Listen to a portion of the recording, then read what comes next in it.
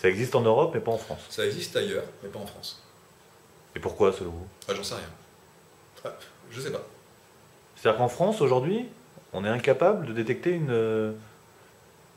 À l'heure actuelle, on est. une Alors, je sais pas intolérance si on est alimentaire. incapable, mais en tout cas, on n'en parle pas beaucoup. Voilà. Moi, si j'en parle à un médecin, le médecin va me rigoler au nez. Carrément. Ouais, presque. Parce qu'on lui a expliqué que finalement, il n'y avait aucune Parce interférence. que le médecin n'a pas été formé comme ça et qu'on lui a sûrement fait comprendre qu'il y a que l'intolérance alimentaire ne peut avoir aucune incidence sur l'organisme humain.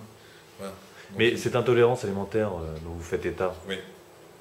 est-ce que pour vous, elle est liée directement à votre maladie, à votre pathologie? Alors, Ou est-ce que c'est quelque chose moi je pense que l'intolérance de alimentaire, périphérique. telle qu'elle est chez moi, a été déclenchée par la survaccination. Voilà.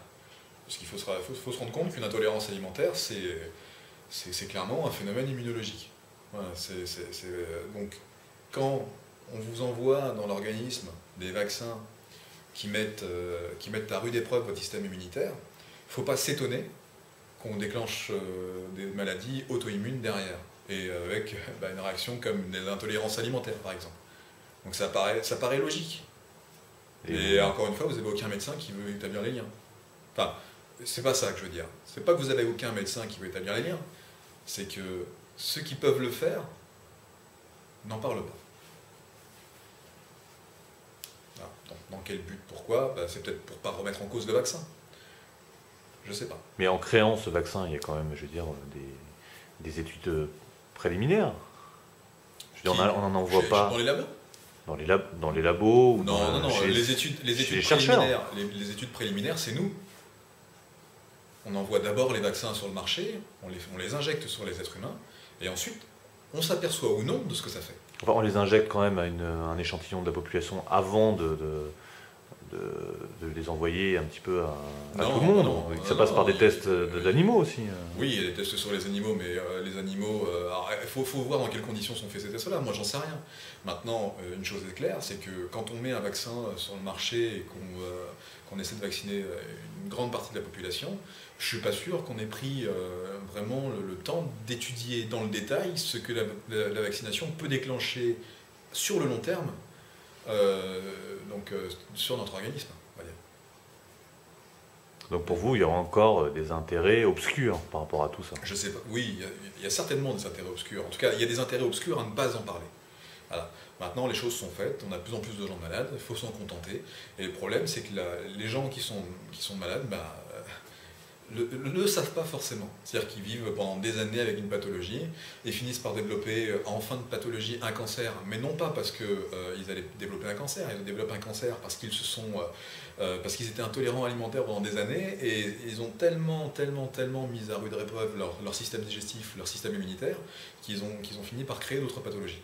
Mais ça vous l'affirmez, mais ça a été crédité par un médecin quelconque ou... Non, ça sera crédité par aucun médecin. C'est une réaction, c'est tout simplement logique. Il faut réfléchir à ça. Aucun médecin... Donc vous vous fondez sur votre logique. C'est ma logique, c'est pas celle du voisin, mais ça sera ma logique quand même. Elle n'est pas si conne cette logique-là. Je ne vais pas vous parler des gens qui sont atteints de cancer, dont je suis au courant de l'existence. Non, je ne vais pas vous parler d'eux. Mais ils existent. Ils existent. Et vous avez été amené à les côtoyer. Bien sûr.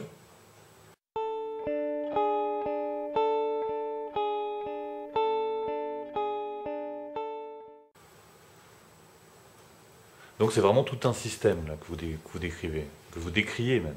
C'est tout un système. C'est au-delà de votre pathologie, c'est tout un système. Exactement. Au-delà de ma pathologie, il existe d'autres trucs. Regardez, les femmes. Je vous parlais des intolérances alimentaires. Pas besoin d'aller chercher très loin.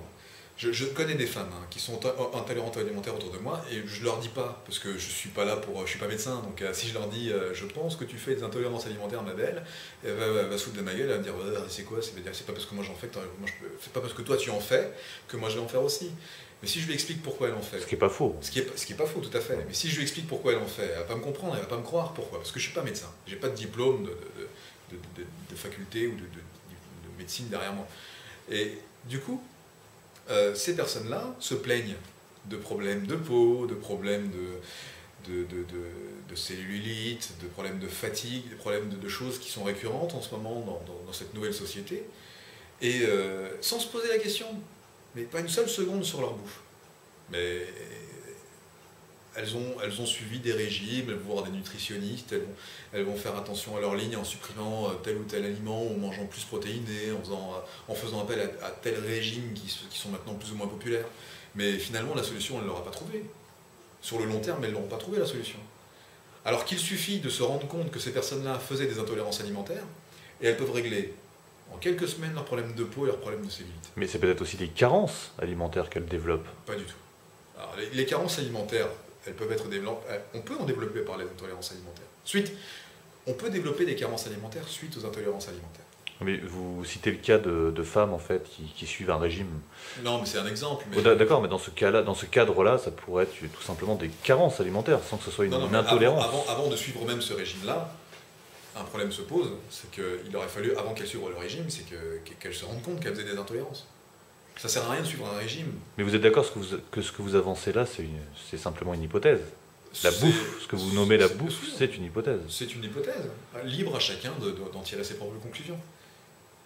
Vous trouvez, vous êtes, si un jour vous apprenez que, si un jour un médecin vous explique que vous n'aurez plus du tout de problème de peau en supprimant cet aliment, parce que cet aliment vous y êtes intolérante, vous allez le croire. Mais si moi je vous le dis, vous ne croirez pas. C'est tout. Il suffit de tester finalement. Il suffit de tester. Et vous essayez, au bout de tant de temps, vous avez la réponse. Après, il faut y croire, il faut l'admettre. Et vous pourrez admettre aussi que on peut se poser maintenant la question à chaque fois qu'on a un mal de tête ou une céphalée, ou à ce moment-là, on va se dire, si on suit vos propos, si on vous écoute, on va finir par psychoter et se dire, bon, à ce moment-là, c'est peut-être un problème d'intolérance alimentaire, il faut que j'arrête de manger des œufs, il faut que j'arrête de boire du lait. Et alors, c'est pas faux, c'est même très vrai, ce que vous dites. Et c'est justement, ça vous paraît délicat, parce que vous le soulevez comme ça. Mais finalement, c'est logique. La plupart des gens, quand ils ont mal à la tête, qu'est-ce qu'ils font? Ben, ils avalent un médicament qui est vendu par tel ou tel labo, qui supprime, pendant quelques minutes, quelques heures, le mal de tête. Mhm. Mais si vous supprimez, donc là, en fait, vous camouflez un symptôme par le médicament. Mais si vous supprimez le facteur déclencheur du mal de tête, c'est pas mieux? Bien sûr, mais ça peut être tout un tas de causes. Ça peut être tout un tas de causes, mais si vous découvrez qu'il vient de votre alimentation, c'est très simple de plus jamais avoir mal à la tête de sa vie. Si jamais vous savez que ce putain de mal de tête qui est déclenché tous les jours, ou tous les lundis, ou tous les samedis, est lié à quelque chose que vous mangez. Mais il peut être lié aussi à un problème dentaire, il peut être lié à un problème à des problèmes au niveau des yeux. De dos, des problèmes oculaires. Mais quand vous avez exclu le problème de dos, le problème dentaire et le problème oculaire, et que vous savez que ça vient de l'alimentation, pourquoi pas l'éviter? C'est sûr, pourquoi pas l'éviter? Voilà. Mais c'est tout ça que malheureusement les gens sont tellement habitués à croire qu'un mot se soigne par un comprimé, parce que, ou qu'un mot, parce que bon, on va dire que ça vient des dents, ça peut venir des dents, mais voilà, vous avez mal aux dents, on prend un médicament, parce que ça va vous soulager votre mal de tête. Bon, voilà, on est tous formés à ça. Mais finalement, vous supprimez les déclencheurs de douleur ou les déclencheurs inflammatoires, vous n'avez plus de douleur, vous n'avez plus de problème de tête, vous n'avez plus de problème d'yeux. Enfin, c'est pas du miracle, mais c'est de la logique. Mais alors, si on suit votre théorie, à ce moment-là, on pourrait se dire, Tiger, avec sa pathologie, il pourrait très bien la résorber. Eh ben non. Tout simplement par des régimes alimentaires. Eh ben non. Alors c'est là où... c'est bien vu. J'y ai cru moi-même. Quand j'ai commencé à adopter ce régime et à me rendre compte que je fonctionnais mieux avec un régime hypotoxique, que j'ai mis au point moi-même, parce que malheureusement personne n'a voulu me suivre sur la question, je me suis rendu compte que des choses s'amélioraient, que je pouvais marcher un peu plus longtemps, que je pouvais réfléchir plus longtemps, que je pouvais me réveiller le matin sans trop de difficultés, que j'avais plus de choses, que je pouvais accumuler plus de choses dans la journée, voilà, meilleur temps de parole, plus de présence intellectuelle, bref, des petits détails. Je me suis dit, avec le temps, ça va être super, je vais aussi arranger mes problèmes musculaires. En fait, non. Ma pathologie musculaire, telle qu'elle est inscrite aujourd'hui, ne fera qu'évoluer. la seule chose que j'ai réussi à faire en modifiant mon alimentation, c'est me maintenir en fonctionnement. Voilà. Ça me maintient en fonctionnement, donc ça me permet de vivre un peu, pas comme vous, pas comme tout le monde, mais ça me permet de vivre un peu plus de choses dans ma vie. Mais par contre, ce qui attaque mes muscles ne vient plus de l'alimentation. Alors ça, c'est là où j'aimerais justement que quelqu'un de professionnel puisse intervenir. Donc ça ne peut que soulager des déficiences, des défaillances, mais ça ne peut pas soigner la maladie. Et ça, vous en êtes persuadé? Ah oui, c'est ça. Ah, c'est sûr. Bah, j'en ai fait l'expérience sur moi-même, donc je sais parfaitement. Ce que j'avance, c'est un fait établi. Je l'ai fait sur moi. Mais vous décriez tout ce qui est médicaments quand même, hein. Vous avez tendance à rejeter un petit peu tout. Bah, écoutez, j'ai passé des années à ce qu'on essaye de me donner les médicaments. À chaque prise de médicament, j'étais malade. Plus malade avec le médicament que sans. Aujourd'hui, je ne prends plus aucun traitement. Et la seule chose que j'ai modifiée, c'est l'alimentation. Mais vous savez aussi... Regardez. Est-ce que j'ai l'air d'en chier? Bon, c'est encore le problème de la maladie. Bah non, vous n'en avez pas l'air, c'est justement ça. J'en ai pas l'air. Mais si par exemple je faisais un écart, là, alimentaire, juste pour vous faire plaisir... Ah, ça serait sympa, ça. Ça serait vraiment très difficile pour moi. Vous pensez pas que le cerveau a quand même un rôle à jouer tout aussi important que le physique, que la physiologie, Bien sûr que si. que la biologie? Évidemment. Parce que vous êtes très axé là-dessus quand même. Ben, j'ai pas le choix. En même temps, j'ai pas le choix, mais je suis convaincu que le cerveau est capable de grandes choses. Mais quand le cerveau lui-même est intoxiqué... Ah, le cerveau lui-même sera intoxiqué alors. Ben, quand vous êtes... le cas d'une myofasciite à macrophage, il ne faut pas se leurrer, comme le décrivent très bien deux scientifiques sur la question, l'hydroxyde d'aluminium termine sa course dans le cerveau. Donc, à partir de là, vous avez 2-3 petites choses qui fonctionnent moins bien. Lesquelles? Bon, des fonctions cognitives, on en revient à ça. Des fonctions cognitives et peut-être même des fonctions plus graves. Mais je ne peux pas les palper, donc j'en sais rien.